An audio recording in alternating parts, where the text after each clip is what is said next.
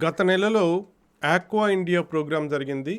ఈ ప్రోగ్రాంలో చాలా మంచి మంచి ప్రజెంటేషన్స్ రావడం జరిగింది. అందులో ముఖ్యంగా నాకు బాగా నచ్చిన ప్రజెంటేషను థామస్ విల్సన్ అనేటువంటి ఒకతని యొక్క ప్రజెంటేషను. అందులో ఒక ముఖ్యంగా 5 పాయింట్లు నేను ఈరోజు మీతో షేర్ చేసుకుంటాను. ప్రతి ఒక్క రైతు తెలుసుకోవాల్సినటువంటి 5 ముఖ్యమైన పాయింట్లు.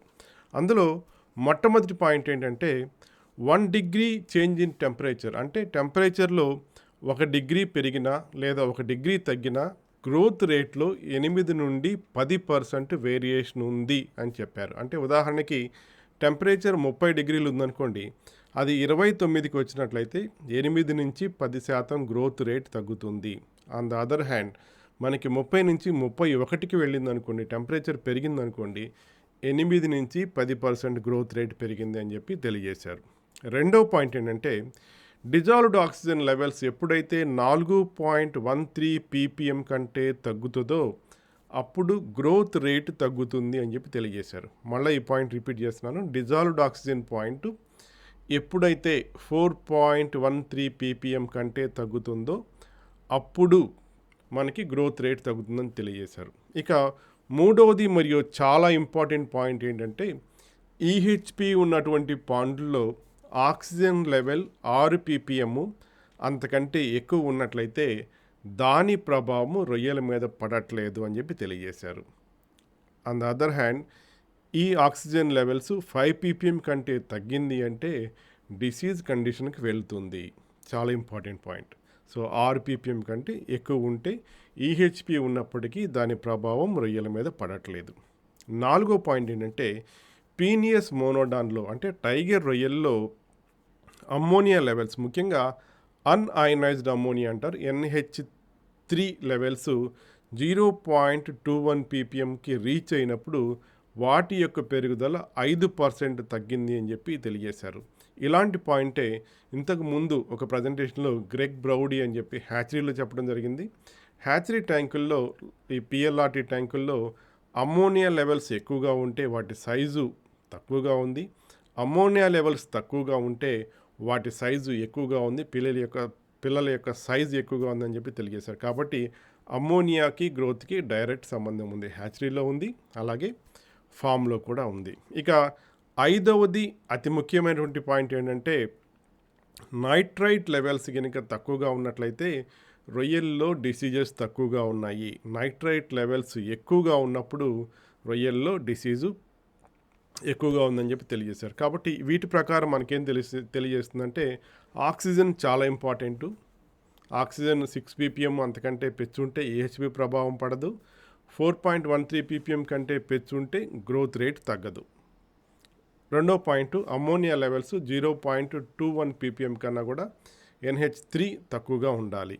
మూడవది నైట్రైట్ ఎంత తక్కువగా ఉంటే అంత మంచిది. సో ఇవి మన టేక్అవే పాయింట్స్ అనుకోవచ్చు. ఇక మిగతా ప్రజెంటేషన్స్లో పాండ్ ప్రిపరేషన్ మీద ఒక సెషన్ జరిగింది. ఆ సెషన్లో ఒకే ఒక పాయింట్ నాకు నచ్చింది. అదేంటంటే అగ్రికల్చర్కి ఆక్వాకల్చర్కి కంపేర్ చేశారు.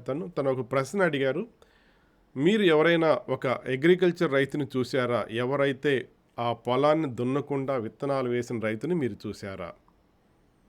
అక్కడ ఇన్వెస్ట్మెంట్ తక్కువ, ఆదాయం తక్కువ, రిస్క్ తక్కువ. కానీ ఆక్వాకల్చర్లో ఇన్వెస్ట్మెంట్ చాలా ఎక్కువ, రిస్క్ చాలా ఎక్కువ. ఇలాంటి సందర్భాల్లో ఎందుకు పాండ్ ప్రిపరేషన్ సరిగ్గా చేయట్లేదని చెప్పి ఒక కంపారిజన్ ఆయన అడిగారు. అది నాకు కూడా నచ్చింది, అందువల్ల నేను మీతో షేర్ చేసుకుంటున్నాను. మిగతావి చాలా సస్టైనబిలిటీ మీద ఒక సెషన్ జరిగింది. సస్టైనబిలిటీ అంటే పర్యావరణానికి హాని చేయకూడదని, మీ ఆక్వాకల్చర్ వల్ల పర్యావరణానికి ఎంత హాని జరుగుతుంది, అలాగే సోషల్ రెస్పాన్సిబిలిటీ ఎలా ఉంది, ఇలాంటి అన్నిటి మీద ఒక డిస్కషన్ జరిగింది. ఇప్పుడు రైతులు ఉన్న పరిస్థితుల్లో మనమే తట్టుకోలేని పరిస్థితుల్లో ఉన్నాము. వీటన్నిటి గురించి ఆలోచించే పరిస్థితి లేదు. అందువల్ల నాకు మైండ్లో సస్టైనబిలిటీ అన్నది మైండ్లో ఎక్కలేదు. ఇక డొమెస్టిక్ మార్కెట్ మీద ఇంకొక సెషన్ జరిగింది. ఆ సెషన్ అయిపోయిన తర్వాత వాళ్ళలో కొంతమంది నేను ప్రశ్నలు అడిగాను. ఎందువల్ల అంటే వాళ్ళు ఆల్రెడీ డొమెస్టిక్ మార్కెట్లో ఒక బ్రాండ్ వేసుకొని రొయ్యలు అమ్ముతూ ఉన్నారు. వాళ్ళు నేను అడిగాను, మీరు పర్ మంత్ ఎంత అమ్ముతున్నారు అంటే వాళ్ళు చెప్పింది ఏంటంటే 1 టన్ను అంతకంటే తక్కువగా మేము అమ్ముతున్నాం అన్నారు. అంటే ఒక కంపెనీ, డొమెస్టిక్ మార్కెట్ కంపెనీ వచ్చింది అంటే ఒక రైతుకు కూడా సపోర్ట్ చేయలేని పరిస్థితి ఉంది. కాబట్టి దీనివల్ల నేనేం చెప్తున్నానంటే కంపెనీలు చాలా వచ్చినాయి. కానీ వీళ్ళు తీసుకున్నటువంటి వాల్యూము చాలా నెగ్లిజిబుల్. వీటి వల్ల మనకి ప్రస్తుతం ఇమ్మీడియేట్‌గా అయితే మనకి అంత ప్రయోజనం లేదు. సో, మనకి లాంగ్ రన్‌లో చాలా పొటెన్షియల్ ఉంది. కానీ ఆ పొటెన్షియల్ రీచ్ అవ్వడానికి మనందరం కోఆర్డినేటెడ్ ఎఫర్ట్స్ కావాలి. సో, ప్రస్తుతం అంటే మనం డొమెస్టిక్ మార్కెట్ మీద ఆధారపడి ప్రస్తుతం మనం స్టాక్ చేసి పంట తీసి వాటిని అమ్ముకోవడం అన్నది ఒక క్వెషన్ మార్కే అనుకోవచ్చు.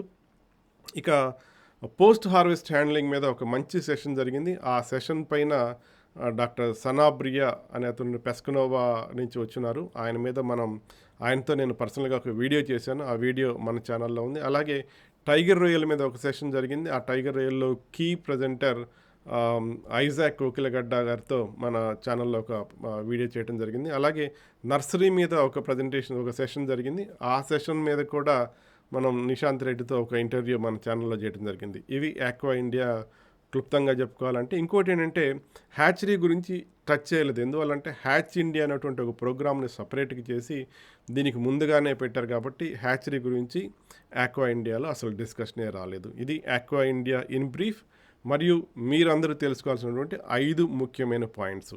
సో, ఈ సమాచారం మీకు నచ్చుతుందని ఆశిస్తున్నాను. అలాగే ఈ ఇన్ఫర్మేషన్ మీకు నచ్చినట్లయితే మీ తోటి వారికి షేర్ చేయండి. మా ఆల్ఫా బయాలజికల్ సంస్థ ఎప్పుడూ కూడా మీకు అవసరమైన సమయంలో అవసరమైన సమాచారాన్ని ఇచ్చి మీ ట్రాన్స్ఫర్మేషన్‌కి తోడ్పడుతుందని అనుకుంటూ ఆశిస్తూ సెలవు తీసుకుంటున్నాను. All the best.